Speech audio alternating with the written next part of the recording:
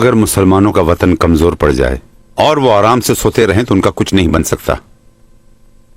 حضور، ان کی کوششیں اسلام کو روئے زمین سے مٹا دینے کے لیے ہیں۔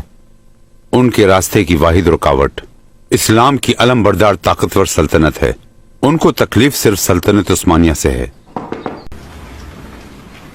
وہیں کھڑے ہو جاؤ۔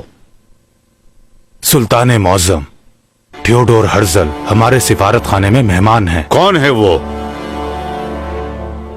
اتنی معمولی سی بات کے لیے ہم نے آپ کو بلایا ہے، یہی خیال تو نہیں آپ کا؟ تو پھر کیوں بلایا گیا ہے؟ سفیر صاحب، ہم مسلمان اپنے پیغمبر سے محبت کرتے ہیں، اتنی کہ ان کے سچے عاشقوں نے ان کی خاطر اپنی جانیں نثار کر دیں۔ بلا تردد ہم بھی نثار کر دیں گے۔